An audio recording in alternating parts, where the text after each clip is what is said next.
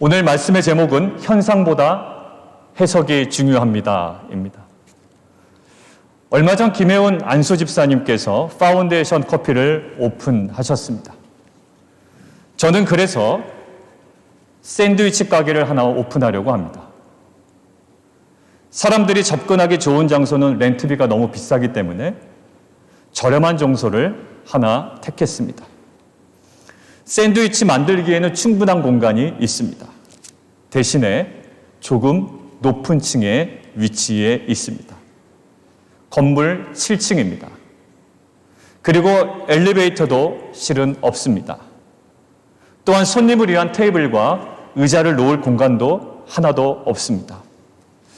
자, 여러분은 저의 이러한 창업에 찬성표를 던지시겠습니까? 아니면 반대표를 던지시겠습니까? 지금 여러분들 안에 들었던 생각을 그대로 가지고 다음 영상을 함께 보도록 하겠습니다.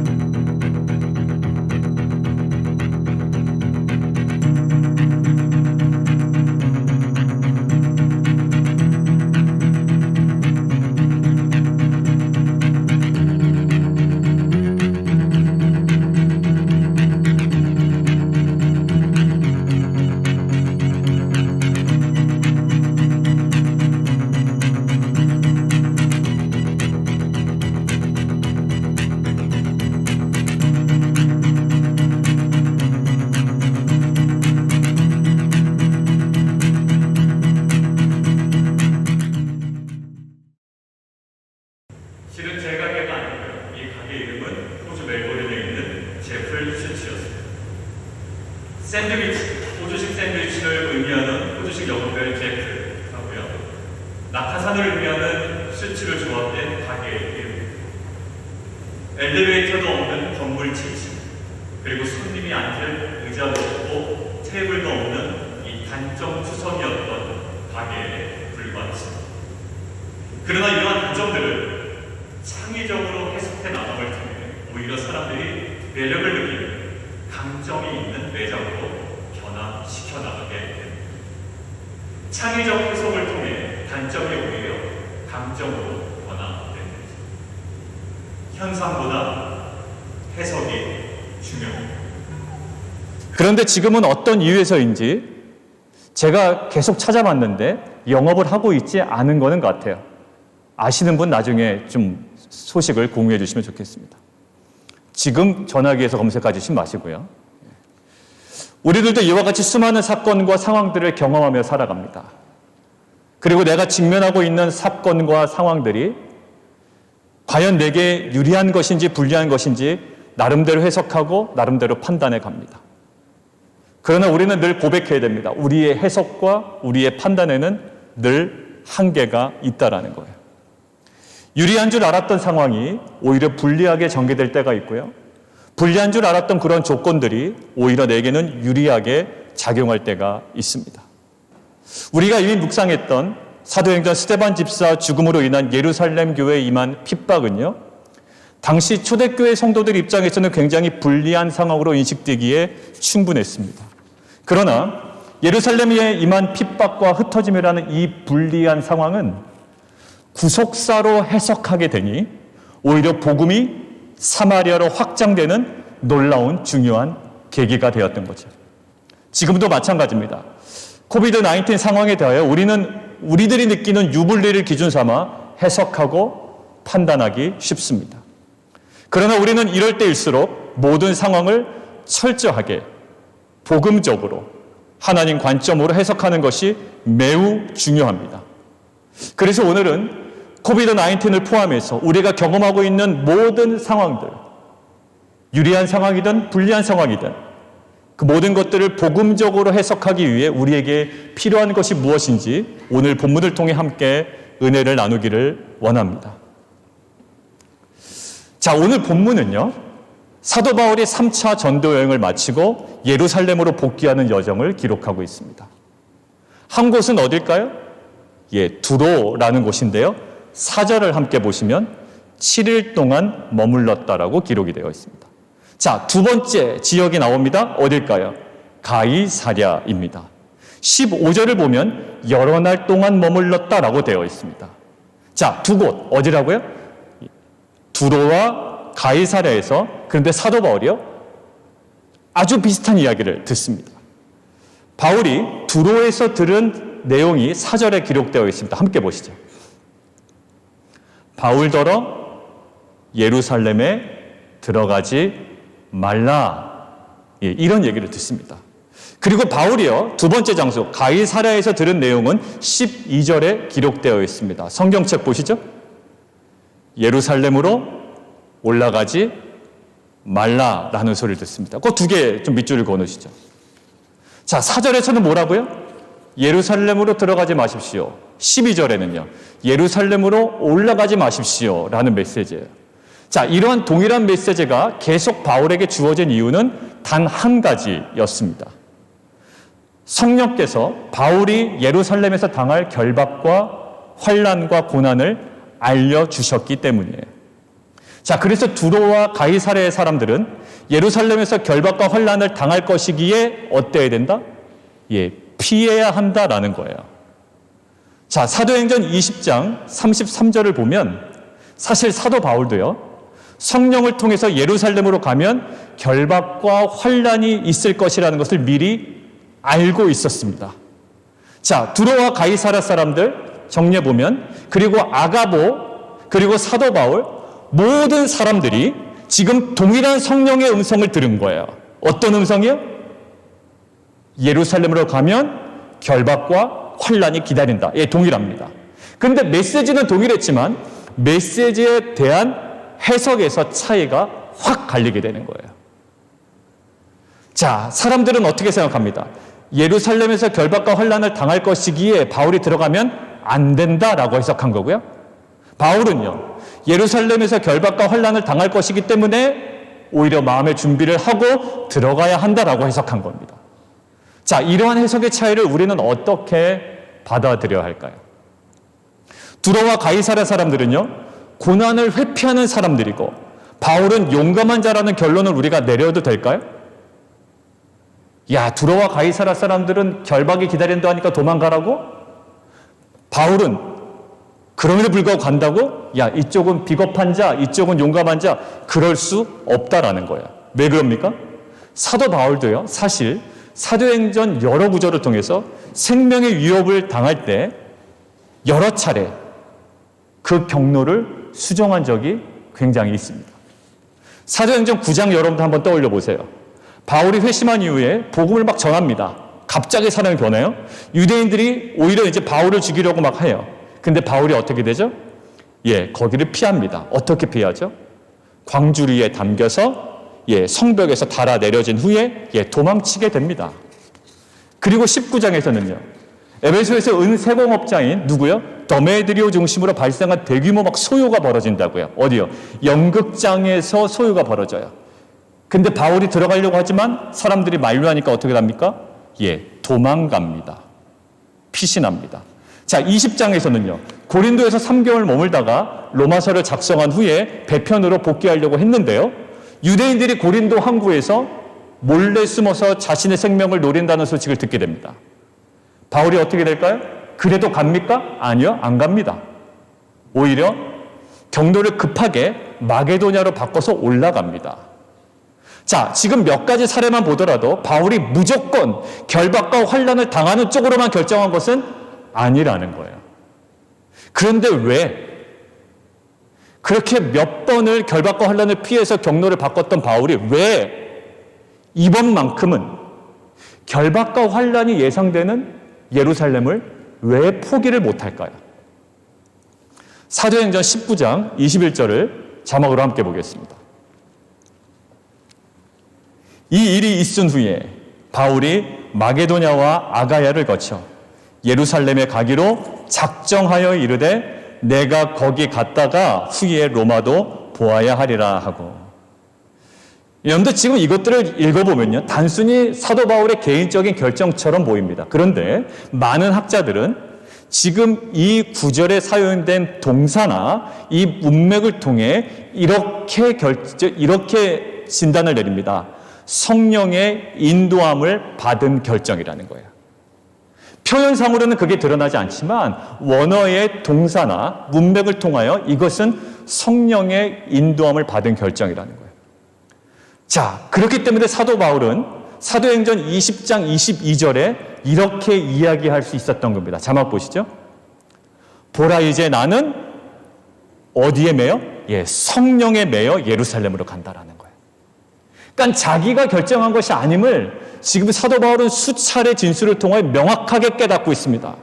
내가 뭐 가고 싶어서 가는 것도 아니고 성령께서 나에게 주신 경로고 성령에 매여 나는 간다라는 거예요. 이 선언은 뭡니까? 내가 결정한 여정이 아니라 성령의 인도함을 받은 여정을 가고 있다라는 선언입니다. 그리고 이어서 23절에 이렇게 얘기합니다. 오직 성령이 각 성에서 내게 증언하여 결박과 환난이 나를 기다린다고 하신다라고 추가 진술하죠. 성령에 매어 가는데 성령이 또 그렇게 알려주신다라는 거예요. 이런 의미입니다. 성령이 그곳에서 결박과 환난이 있을 것이라고 알려주셨지만 이 비즈니스나 이 사업을 하고 이 직장에 가면 어려움이 있을 거라고 알려주셨지만 그 예루살렘으로 가는 여정은 철저하게 성령의 인도를 받는 사명이기 때문에 나는 가야 한다라는 거예요. 결국 바울은 성령의 인도를 받은 그 여정, 사명에 대한 확신으로 결박과 환난을 분별해내고 있습니다. 해석해내고 있다고요. 여러분들, 다른 결박과 환난의 장면 있잖아요. 아까 제가 예를 들었던 9장과 19장과 20장에 있었던 그 다른 장면에서는 급하게 여정을 변경해서 막 도망 다닙니다. 도망친다고요. 그렇지만 예루살렘으로 가는 여정만큼은 달랐어요. 왜냐하면 예루살렘을 향한 여정은 성령의 인도함을 받아 성령에 매여 가야만 하는 사명의 여정이었기 때문입니다. 그러고 보니 로마서에서도요, 자신이 로마를 거쳐 어디로 간다? 서바나로 간다. 거기서 복음을 전하려는 계획을 갖고 있다라고 이야기를 합니다. 그런데 로마서 15장 25절에 이렇게 진술하는 거 우리가 봤죠. 자, 우리 함께 보도록 하겠습니다. 자막을 통해서 볼까요? 제가 읽습니다. 그러나 이제는, 그러나 로마도 가야 되고 서바나도 가야 되지만 그러나 이제는 내가 성도를 섬기는 일로 어디에 간다? 예루살렘에 가노니라는 표현이에요. 예루살렘은 복음을 전하는 경로도 아닙니다. 구제하는 일로 간다라는 거예요. 그런데 그 구제는 단순한 구제가 아니었다고요. 절대로 하나 될 수 없었던 이방인과 유대인이 예수의 복음으로 하나 되었음을 확인할 수 있는, 즉 뭐라고요? 복음의 열매를 볼 수 있는 아주 중요한 사역이었다고요. 즉 예루살렘은요, 바울에게 있어서 옵션이 아니었던 거예요. 로마서를 작성할 때부터 이 예루살렘은 사도 바울에게 반드시 가야 되는 사명의 장소였던 겁니다.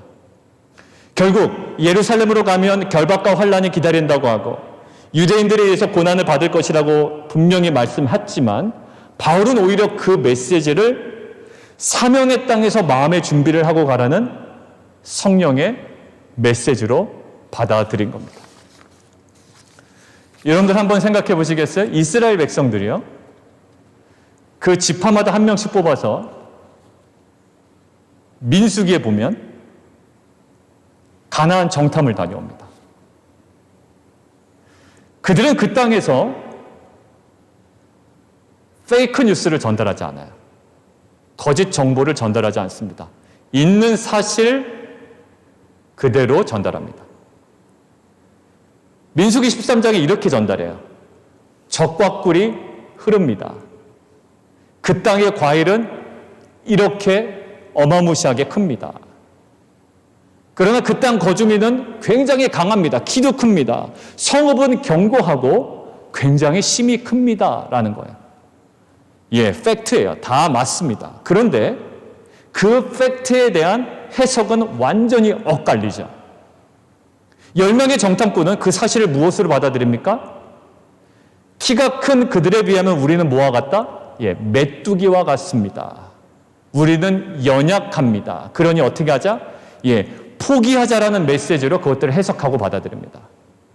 똑같은 사실을 받지만 이들은 우리는 메뚜기 같으니 연약하니 포기합시다라는 메시지로 해석하고 받아들여요. 그런데 여호수아와 갈렙은 완전히 달랐습니다. 여호수아와 갈렙도 가나안 주민의 강함과 성읍의 경검에 대한 사실을 부정하지 않아요. 그들도 그들의 강함을 인정합니다. 그런데 그들은 그 사실을 무엇으로 해석합니까? 하나님께서 허락하신 사명으로 해석해냅니다. 그래서 그들을 뭐라고 그럴까요? 그들을 두려워할 필요가 없고 그들은 우리의 뭐가 된다? 밥이 된다라는 거예요. 가나안의 거주민이 강하고 성읍이 견고하다는 사실에 대해 현상만 보는 자들은 포기해야 된다라고 이야기합니다. 그러나 그 현상을 사명으로 해석해낸 자들은 들어가야 한다라고 받아들이고 있는 거예요. 여러분들, 예수님께서도요, 베드로에게 요한복음 21장을 통해서 그의 죽음에 대해서 미리 알려주십니다. 한번 자막을 통해서 함께 보겠습니다. 내가 진실로 진실로 내게 이르노니 내가 젊어서는 스스로 띠띠고 원하는 곳으로 다녔거니와 늙어서는 내 팔을 벌리리니 남이 내게 띠띠우고 원하지 아니하는 곳으로 데려가리라. 이 말씀을 하심은 베드로가 어떠한 죽음으로 하나님께 영광을 돌릴 것을 가리키심이러라. 베드로에게 예수님께서 죽음을 피해 도망 다녀라 라는 권면을 하기 위함이 아니었다라고요. 이 죽음을 미리 알려주신 것은 도망 다녀라 라는 메시지가 아니었어요. 만약 베드로가 이 메시지를 사명으로 해석해내지 못했다면 아마 이리저리 피해 다녔을 거야. 그러나 베드로는 이 고난과 죽음에 대한 예언을 무엇으로 해석해냅니까? 사명으로 해석합니다.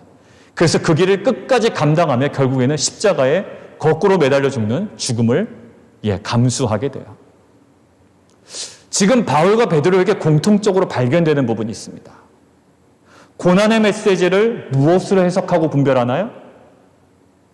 사명으로 해석하고 사명으로 분별합니다. 사명으로 해석하지 않으면요, 그 메시지는 도망다니라는 메시지로 받을 수 있습니다. 그리고 우리가 그런 메시지를 해석해서 도망다닌다 한들 인간적으로 누가 뭐라고 할 사람 아무도 없을 거예요.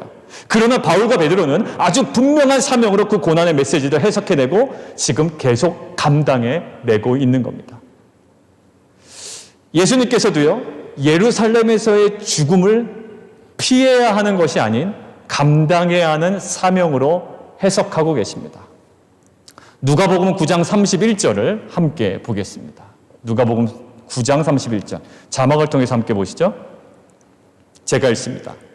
장차 예수께서 예루살렘에서 별세할 것을 말씀할세라고 되어 있습니다. 이곳에 별세라고 번역된 단어는요, 엑소더스라고 말씀드렸습니다. 엑소더스. 예수님께서는요, 예루살렘에서 당할 자신의 죽음, 자신의 그 죽음을 죄의 종로로 타던 죄인들을 해방시키는, 즉 엑소더스 시키는 뭘로요? 사명으로 해석하고 계셨다라는 거예요. 그렇기 때문에 예수님에게 계속 십자가 죽음에 대한 메시지가 계속 임했지만 예수님은 예루살렘으로 향하는 걸음을 피하지 않고 오히려 당당하게 걸어가셨다는 거. 왜? 예수님의 그 별세는, 그 죽음은 결국 뭐다? 죄에 종된 자들을 엑소더스 시키는 사명의 자리이기 때문에 예루살렘으로 포기를 할 수 없었던 거예요. 자, 그러나 십자가의 예수님의 죽음, 이 동일한 메시지에 대해서 전혀 다른 해석을 하나 볼까요? 자, 마태복음 16장 21절부터 23절 말씀입니다. 똑같은 메시지가 나오는데요, 전혀 다르게 해석합니다. 자, 16장 21절부터 23절 제가 읽습니다. 이때로부터 예수 그리스도께서 자기가 예루살렘에 올라가 장로들과 대제사장들과 서기관들에게 많은 고난을 받고 죽임을 당하고 제3일에 살아나야 할 것을 제자들에게 비로소 가르치시니 베드로가 예수를 붙들고 간하여 가로되 주여 그리 마옵소서 이 일이 결코 주에게 미치지 아니하리이다. 예수께서 돌이키시며 베드로에게 이르시되 사단아 내 뒤로 물러가라. 너는 나를 넘어지게 하는 자로다. 네가 하나님의 일을 생각하지 아니하고 도리어 사람의 일을 생각하는도다. 베드로가요, 지금 엉뚱한 발언을 하게 됐지만 사실 굉장히 상식적인 발언을 한 거예요. 자, 그런데 이렇게 된 것은 다름이 아니었습니다. 예수님의 예루살렘에서의 죽음을 하나님의 일, 즉 사명으로 해석하지 못하고 사람의 일로만 받아들인 거예요. 사랑하는 성도 여러분, 우리 가운데 주어지는 고난의 메시지를 우리는 무엇으로 해석해내야 됩니까? 사명으로 분별하고 사명으로 해석해야 될 줄 믿습니다. 그렇지 않으면, 우리가 사명으로 그 고난에 대한 메시지를 해석해내지 않으면 우리는 평생 안락한 것만 쫓아다니다가 평생 고난을 피해 다니는 도망자의 삶을 살아갈 수밖에 없을 겁니다. 결국 바울은요, 사명과 관련이 없는 고난은 지혜롭게 피해 다닙니다. 처음부터 끝까지 고생한 게 아니에요. 사명과 관련이 없는 고난은 피해 다녀요, 지혜롭게. 그러나 사명과 직결된 고난은 미련할 정도로 직면하며 감당해내게 됩니다. 바울은요, 사실 방문하는 장소마다 좋은 대접을 받을 만한 조건을 갖고 있는 사람이에요. 로마 시민권자고요. 이방인이 아닌 유대인이었고 유명한 율법학교의 졸업장도 갖고 있는 지식층이었습니다. 험한 꼴 당하지 않고 살아도 되는 바울이에요. 그는 그런데 가는 곳마다 배척당하고 외면당하고 고난을 받게 됩니다. 그러나 바울이 사명을 갖고 받는 고난 속에서 말씀은 계속적으로 흥황하는 역사가 일어나게 됩니다. 사실 우리 성도님들도 남들에게 비난받거나 험한 꼴 당하지 않으셔도 됩니다. 그런데요, 때로는 온갖 오해와 수모를 고스란히 감당하실 때도 있습니다. 돈이 없다는 이유로, 직장이 변변하지 못하다는 이유로, 학벌이 좋지 못하다는 이유로 세상의 가장 약한 자처럼 취급받을 때도 있습니다. 간혹 정말로 어이없게도 자신을 종처럼 대하는 사람들 때문에 수치감과 분노를 느낄 때도 있습니다. 이런 마음이 들죠. 지가 뭔데 나한테 이래라 저래라, 이런 마음이 들 때가 있습니다. 하물며 담임 목사도 성도님들한테 이래라 저래라 했다가는 욕먹을 판인데 관계 속에서 그러한 일이 벌어질 때도 있단 말입니다. 그런데 왜 이러한 말도 안 되는 취급을 받는 자리를, 그리고 그 수모의 말들을 왜 우리 성도님들이 피하지 않으셨을까요? 예수님께서 십자가의 수치스러운 죽음을 사명을 이루기 위한 고난으로 바라보셨던 것처럼 우리 성도님들이 그런 말도 안 되는 취급당하는 수치스러운 자리까지도 뭐라고요? 사명의 자리로 해석해냈기 때문입니다.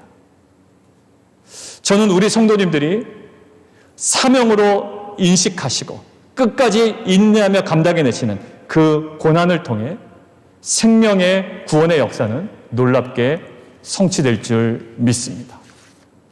여러분들, 그러나 사명이 없는 고난을 여러분들 들어가면 안 돼요.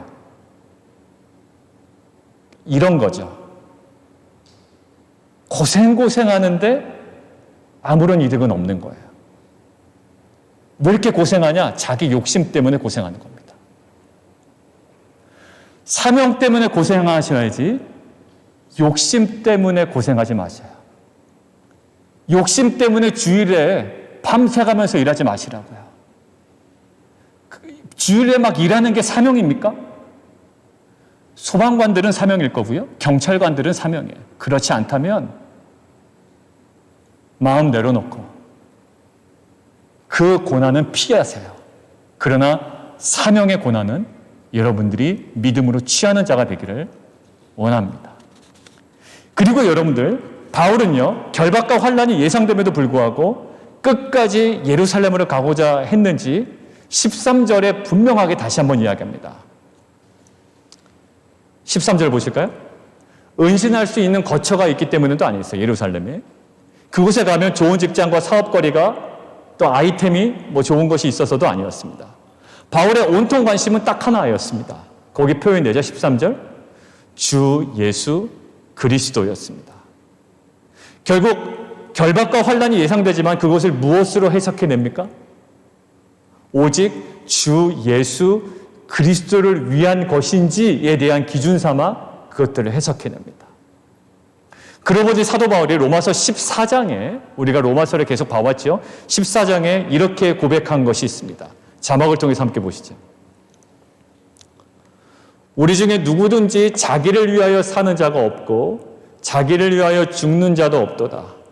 우리가 살아도 주를 위하여 살고 죽어도 주를 위하여 죽나니 그러므로 사나 죽으나 우리가 주의 것이로다.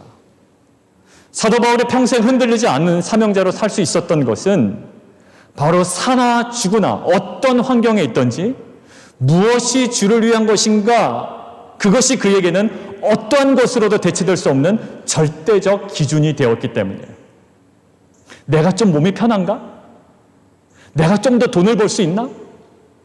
사람들이 나를 좀 더 알아줄까가 기준이 아니라 사나 죽으나 어떤 환경에 있었는지 무엇이 주를 위한 것인가 라는 것이 그에게 절대적 기준이 되었습니다.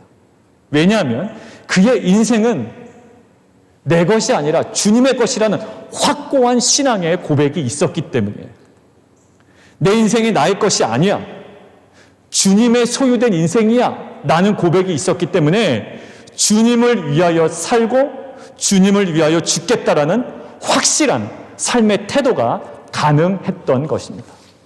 사랑하는 성도 여러분들, 코비드-19으로 인해 우리는 가능한 한 우리에게 유리한 쪽으로, 우리가 덜 고생하는 쪽으로 결정하고 걸어가려고 합니다. 그것들을 여러분들 제가 전면 부정하고 싶은 생각은 없습니다. 그러나 오늘 사도 바울의 고백을 가슴에 품고 돌아가셨으면 좋겠습니다. 나는 주 예수의 이름을 위하여 결박당할 뿐만 아니라 예루살렘에서 죽을 것도 각오하였노라. 여러분의 어려운 사업 환경 가운데서도, 또 직장 관계 속에서도, 교회 공동체의 여러 가지 관계 속에서도, 또 가을 사역과 내년 사역을 계획함에 있어서도 불편하기 때문에, 또 어렵고 고생스럽기 때문에, 내가 더 많은 것들을 감당해야 되기 때문에 그 나에게 주어진 예루살렘을 회피하는 자들이 아니라 주 예수를 위한 것이 무엇인지를 깊이 묵상함을 통해 불편함도 기쁨으로 감당하며 십자가도 영광스럽게 감당할 수 있는 우리 빛과 소금 성도님들 되시기를 주님의 이름으로 축원드립니다. 정리하겠습니다. 예수님에게 예루살렘은요, 죽음이 예상된다고 한들 외면할 수 있는 곳은 아니었어요. 왜냐하면 그곳은 별세, 엑소더스를 이루어야 하는 사명의 장소였기 때문입니다. 바울에게도 예루살렘은 예상되는 결박과 환난이 있기 때문에 피할 수 있는 장소는 아니었던 거예요. 왜냐하면 그것은 성령의 인도하심을 받아 주님을 위해 끝까지 걸어가야 하는 사명의 장소였기 때문입니다. 사실 최근은요, 될 수 있으면 피하고 싶고 외면하고 싶은 것도 많은 시기입니다. 될 수 있으면 몸도 살이고요, 내가 더 벌 수 있으면은 내가 고생이라도 하지만 그렇지 않으면 쉽게 투자도 하지 않습니다. 최대한 보수적으로 움직이는 때예요. 코비드-19이 아니더라도요, 인간의 본성은요, 더 안락하고 더 편안하고 더 내 마음대로 하고 덜 고생하는 쪽으로 판단하고 결정 내릴 때가 많습니다. 사람들은 보통 그렇게 해요. 그러나 그러한 기준으로 만약에 오늘 결정을 내렸더라면 예수님과 바울의 예루살렘 여정은 모두 취소됐을 거예요. 왜? 가면 죽는데 왜 갑니까? 가면 떡이 나옵니까? 밥이 나옵니까? 명예가 있습니까? 사업이 잘 됩니까? 만약에 그 기준으로 결정했더라면 바울과 예수님의 예루살렘 여정은 전면 취소됐을 거예요. 연쇄적으로 십자가의 생명의 역사도 없었을 겁니다.